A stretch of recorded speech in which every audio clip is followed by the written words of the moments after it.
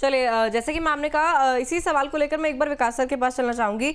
Ma'am ने कहा कि कल थोड़ी बहुत करेक्शन देखने को मिल सकती है कल के सेशन में, लेकिन ओवरऑल अगर देखें तो लॉन्ग रन में गोल्ड और सिल्वर पॉजिटिव ही नजर आ रहे हैं। एक चीज और सुगंधा मैम ने पॉइंट आउट की, वो ये कि अगर चाइना का इन्वॉल्वमेंट होता है इसमें, रशिया का इन्वॉल्वमेंट होता है इस ऑनगोइंग वॉर में, तो फिर चीजें और एस्केलेट हो सकती हैं। विकास सर के पास चलते हैं। विकास सर, अगर चीजें एस्केलेट होती है ईरान के, इजराइल के, यूएसए के बीच में, फिर आप गोल्ड और सिल्वर को किस तरीके से देख रहे हैं? आने वाले काफी थोड़े से लंबे समय में किस तरीके से गोल्ड और सिल्वर रिएक्ट कर सकते हैं? और अगर मैं अभी की बात करूं तो क्या अभी जो मौजूदा स्तर है उसमें गोल्ड ईटीएफ में एंट्री करना लोगों के लिए सही होगा? और सही होगा तो कितना सही होगा?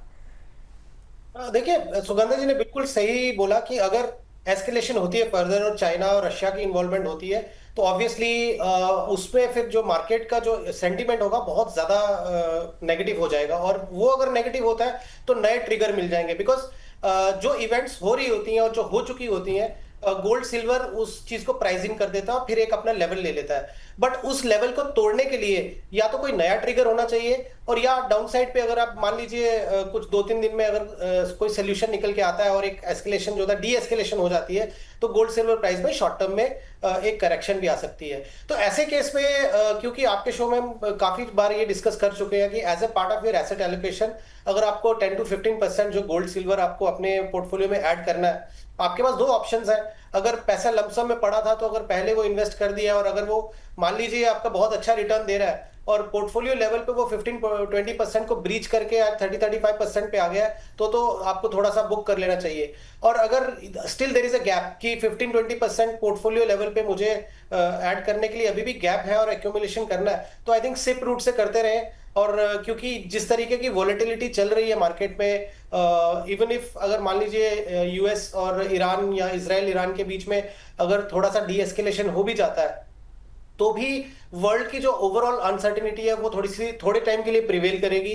क्योंकि जितना भी ये कॉन्फ्लिक्ट होता है उसका इम्पैक्ट मार्केट्स पे आता है, उसका इम्पैक्ट इंपोर्ट्स और एक्सपोर्ट्स पे आता है कंट्रीज की। तो वो जो इम्पैक्ट होता है वो इम्पैक्ट फिर इंडस्ट्रीज के ऊपर आता है, और उस चीज को फिर वापस सेटल होने में टाइम लगता है थोड़ा सा। तो मुझे लगता है वो वॉलेटिलिटी फॉर अनदर क्वार्टर रह सकती है। But as far as gold and silver buying is concern, so मैं यही बोलता हूं कि इन्वेस्टर के लिए ये सब चीजें जो होती है अपॉर्चुनिटी के हिसाब से देखनी चाहिए। एज अ ट्रेडर मैं उतना कंफर्टेबल नहीं होगा कि आप बहुत ज्यादा टाइमिंग करने की कोशिश करें, क्योंकि जिस तरीके से इवेंट्स अनफोल्ड होती हैं, आप देखिए कितनी स्पीड से चीजें बदलती जाती हैं। विद इन अ वीक कितना कुछ बदल गया। तो ये अनसर्टेनिटी के टाइम पे मुझे लगता है थोड़ा इन्वेस्टर बिहेवियर ज्यादा अच्छा होना चाहिए जो लॉन्ग टर्म के हिसाब से हो, रादर देन टाइमिंग इट। और उसमें ट्रेडिंग अपॉर्चुनिटी ढूंढने के लिए अगर कोशिश करेंगे तो मुझे लगता है एक्सीडेंट के चांसेस ज्यादा रहते हैं एज एन इन्वेस्टर। इन्वेस्टर के लिहाज से लॉन्ग टर्म में नजरिया यहाँ पर रखना चाहिए और शॉर्ट टर्म की वोलेटिलिटी से थोड़ा सा घबराना नहीं चाहिए। ट्रेडिंग के लिहाज से थोड़ा सा यहाँ पर अभी कॉशियस आपको ज़्यादा होना चाहिए। सुगंधा मैम, 2,25,000 के जो सिल्वर का जो भाव गया था वहाँ से अच्छी ठीक ठाक रिकवरी वैसे हो चुकी है। 1,02,86 और 1,90,000 के आसपास हम लोग दोबारा पहुँच गए हैं। जिन लोगों ने मैम ऊंचे लेवल पे बाइंग की होगी, जो लोग फंसे रहेंगे, उनके लिए क्या आपको लग रहा है कि राहत भरी थोड़ी सी खबर है? और उनके लिए कोई अभी रणनीति दिख रही है कि वो निकलना चाहें या एवरेजिंग करना चाहें? कोई यहाँ पर अपॉर्चुनिटी दिख रही है आपको?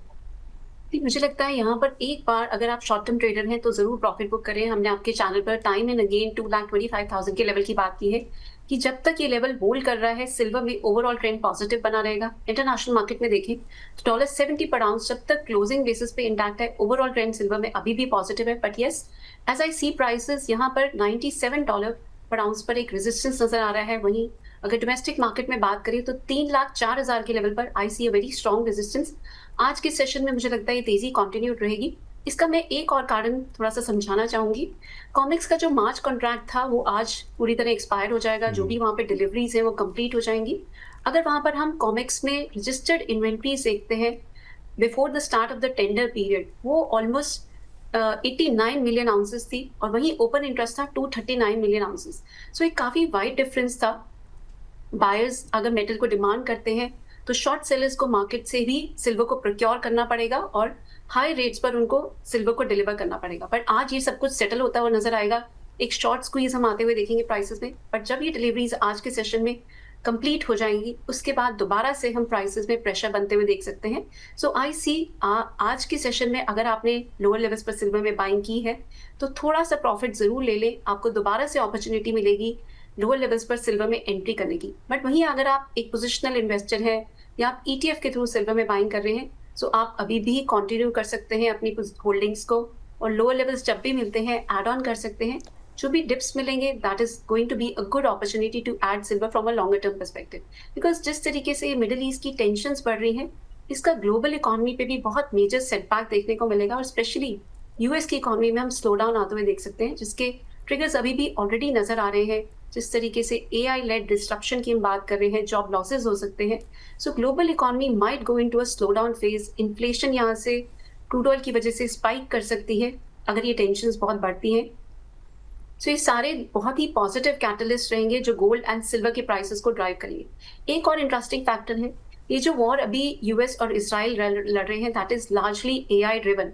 ऑन ग्राउंड ट्रूप्स ने अभी भी ईरान में एंटर नहीं किया। सो यहाँ से जिस तरीके से AI रिलेटेड डिमांड बहुत ज्यादा सिल्वर की बढ़ सकती है, that is going to be another catalyst जो लॉन्गर टर्म में सिल्वर के प्राइसेस को ड्राइव करता रहेगा। So all these factors one need to note. और अगर आप एक लॉन्गर टर्म इन्वेस्टर हैं तो बिल्कुल इन्वेस्टेड रह सकते हैं, बट सिर्फ फ्रॉम अ ट्रेडिंग पर्सपेक्टिव मुझे लगता है कल के सेशन में थोड़ी करेक्शन की पॉसिबिलिटी बहुत